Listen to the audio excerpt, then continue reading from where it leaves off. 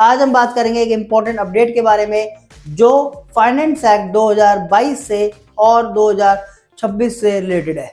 अगर आप crypto asset जैसे कि बिटकॉइन, इथेरियम या किसी डिजिटल करेंसी में इंटरेस्टेड है तो ये वीडियो आपके लिए है और हम डिस्कस करेंगे कि क्रिप्टो एसेट्स की ट्रांजिशन के लिए इंफॉर्मेशन फर्निश करने की जो ऑब्लिगेशन 2025 के बजट में आई है वो क्या आई है। So let me tell you what is the current scenario.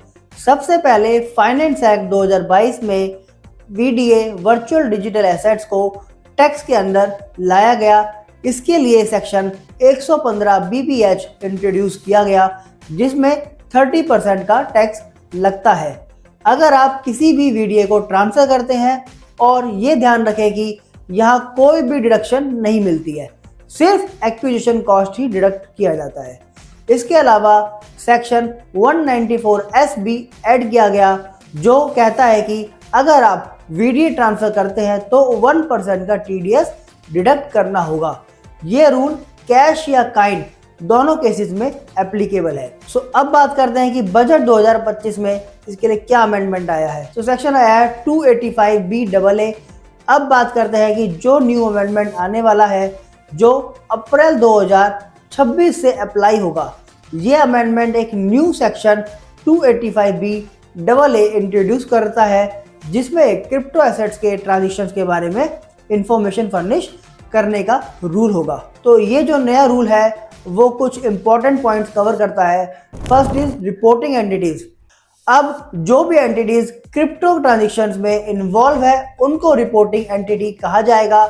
इनको अपने क्रिप्टो ट्रांजैक्शंस के बारे में स्टेटमेंट सबमिट करनी होगी इनकम टैक्स डिपार्टमेंट को, और ये स्टेटमेंट फॉर्म, टाइम और मैनर में जो गवर्नमेंट प्रेस्क्राइब करेगी उस तरीके से सबमिट करनी होगी।